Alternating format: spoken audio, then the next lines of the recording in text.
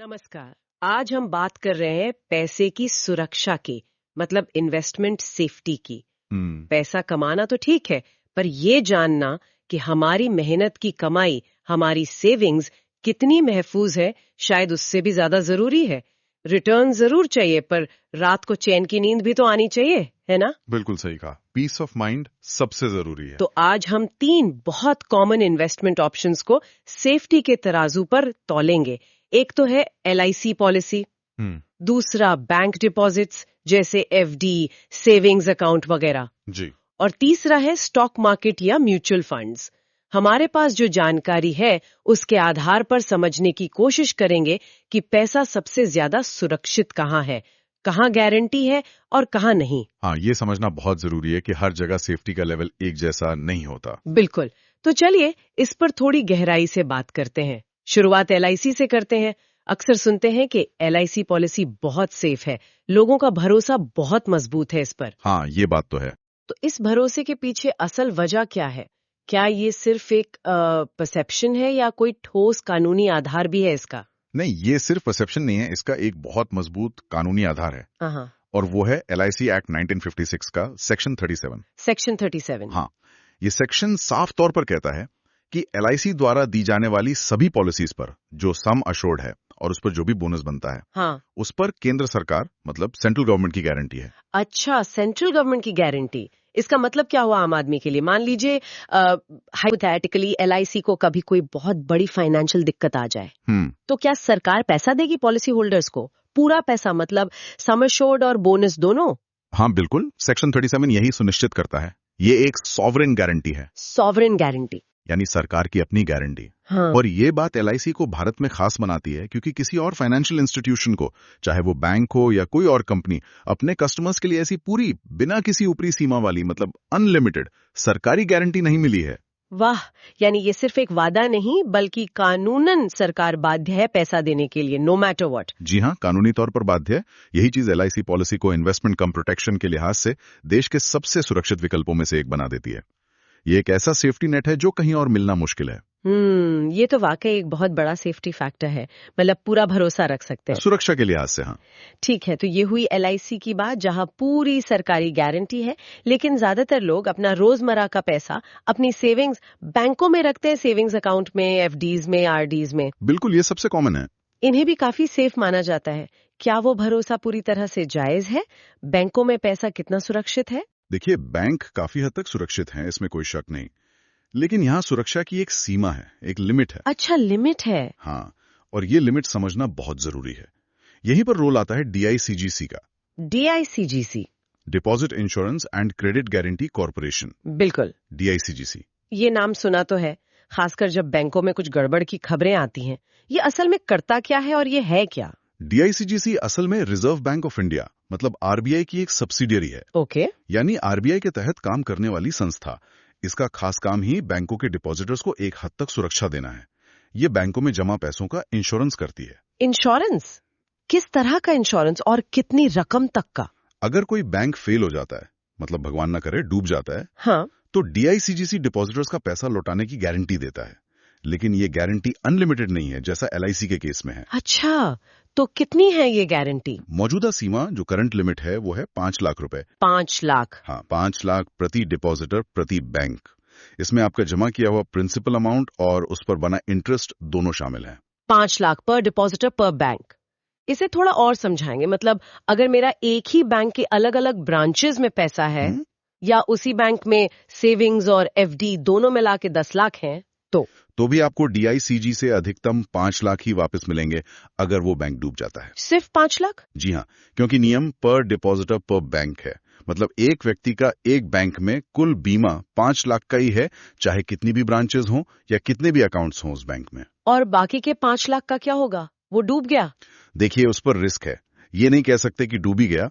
Bank के liquidation process से, यानी जब उसकी एसेट्स बेची जाती हैं, शायद कुछ पैसा रिकवर हो। शायद? हाँ, शायद। लेकिन इसमें सालों लग सकते हैं और कोई गारंटी नहीं है कि कितना पैसा वापस मिलेगा या मिलेगा भी या नहीं।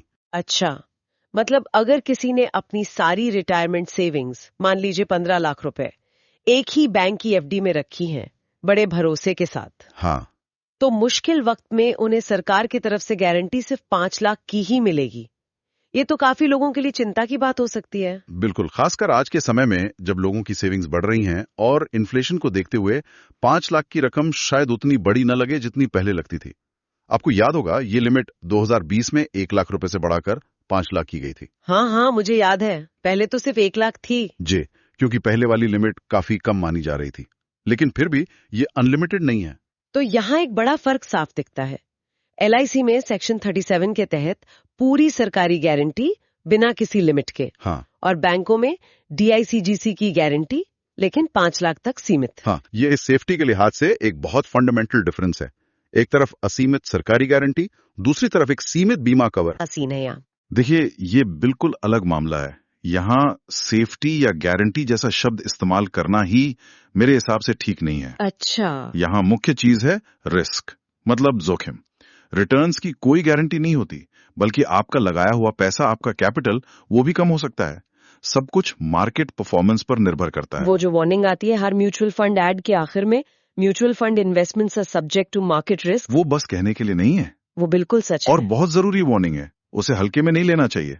मार्केट में उतार चढ़ाव, वॉलेटिलिटी जिसे कहते हैं, बहुत आम बात है। आपका पैसा आज ऊपर है, कल नीचे जा सकता है। बहुत सारी चीजें इस पर असर डालती हैं। दुनिया में कुछ हो गया, ग्लोबल इवेंट्स, इंटरेस्ट रेट्स में बदलाव, देश की इकोनॉमी कैसी चल रही है, किसी खास कंपनी की परफॉर्मेंस, सरकारी नीतियां, कुछ भी आपके इन्वेस्टमेंट की वैल्यू को ऊपर नीचे कर सकता है। तो क्या इसका मतलब है कि इसमें पैसा लगाना ही नहीं चाहिए? ये किसके लिए है फिर? नहीं, ऐसा बिल्कुल नहीं है कि लगाना ही नहीं चाहिए। देखिए, ये उन इन्वेस्टर्स के लिए ज्यादा सूटेबल है जिनका रिस्क एपेटाइट अच्छा है। रिस्क एपेटाइट मतलब जो बाजार के उतार चढ़ाव से घबराते नहीं। अगर टेम्पररी लॉस होता भी है तो उसे झेलने की क्षमता रखते हैं, पैनिक नहीं करते। ओके। दूसरा, ये लॉन्ग टर्म इन्वेस्टमेंट के लिए बेहतर है, मतलब कम से कम 7-10 साल या उससे ज्यादा, लंबे समय के लिए। हाँ, इतने समय में मार्केट साइकिल्स देखकर रिटर्न्स बनने की संभावना ज्यादा होती है। और सबसे जरूरी, निवेशक को पता होना चाहिए कि प्रॉफिट के साथ लॉस का भी पोटेंशियल है, और वो इसके लिए मेंटली प्रिपेयर्ड हो। मतलब ये कोई गेट रिच क्विक स्कीम नहीं है। बिल्कुल नहीं। और सेफ्टी की उम्मीद तो यहाँ करनी ही नहीं चाहिए। यहाँ तक कि मूल रकम प्रिंसिपल की भी सेफ्टी नहीं है। एग्जैक्टली। लंबे समय में स्टॉक मार्केट और म्यूचुअल फंड्स ने अच्छा वेल्थ क्रिएट किया है बहुत से लोगों के लिए, इसमें कोई शक नहीं। लेकिन ये वो सर्टेनिटी या गारंटी नहीं देते जो LIC देती है या एक हद तक बैंक डिपॉजिट देते हैं। यहाँ सेफ्टी गारंटी शून्य है, जीरो। ठीक है, तो हमने तीनों विकल्पों को सेफ्टी के नजरिए से देखा। LIC जहां सेक्शन 37 के तहत अनलिमिटेड सॉवरेन गारंटी है जी। बैंक डिपॉजिट्स जहां DICGC का 5 लाख रुपए पर डिपॉजिटर पर बैंक का इंश्योरेंस कवर है, एक लिमिट है। हाँ, सीमित। और स्टॉक मार्केट म्यूचुअल फंड्स जहां पोटेंशियल हाई रिटर्न्स है लेकिन रिस्क भी हाई है और कैपिटल की सेफ्टी की कोई गारंटी नहीं है। अब इन सबको एक साथ रखकर देखें तो क्या समझ आता है?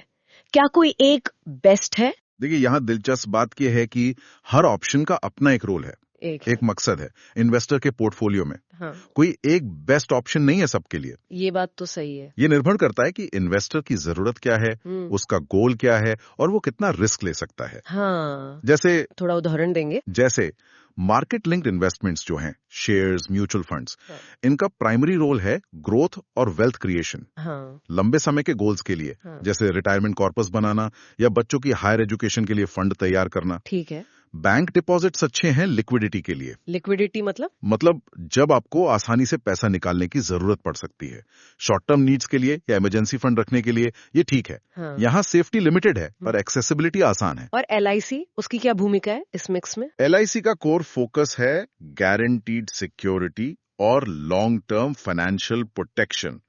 इसका आधार वही सेक्शन 37 वाली सॉवरेन गारंटी है। ये उन लोगों के लिए खास तौर पर रेलेवेंट है जो अपने प्रिंसिपल अमाउंट पर कोई रिस्क नहीं लेना चाहते।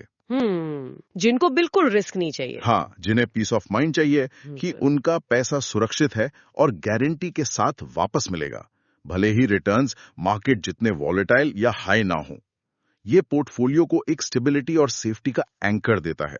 तो यहाँ सबसे बड़ा सबक शायद ये है कि सेफ्टी का मतलब हर जगह एक जैसा नहीं होता। बिल्कुल। LIC में ये सरकार की असीमित गारंटी है, बैंकों में ये 5 लाख की बीमा सीमा है और बाजार में ये पूरी तरह आपकी जोखिम लेने की क्षमता पर निर्भर है, मतलब जीरो गारंटी। Exactly. ये जानना शायद किसी की भी इन्वेस्टमेंट स्ट्रेटेजी की नींव होनी चाहिए। बिल्कुल सही कहा आपने।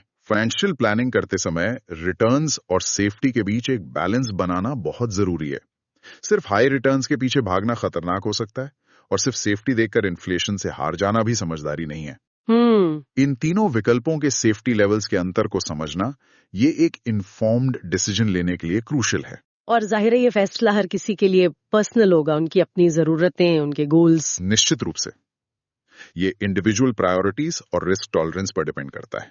जो लोग गारंटीड सेफ्टी को सबसे ज्यादा महत्व देते हैं, उनके लिए ये जानकारी LIC की यूनिक पोजीशन की तरफ इशारा करती है, उस खास सरकारी गारंटी के कारण। हाँ। भारत में बहुत सारे लोगों के लिए इन्वेस्टमेंट का पहला और सबसे जरूरी पहलू सेफ्टी ही होता है। बात तो सही है, खासकर जब मेहनत की कमाई और भविष्य की जरूरतों की बात हो। बिल्कुल। एक आखिरी विचार जिस पर शायद गौर करना चाहिए। जी।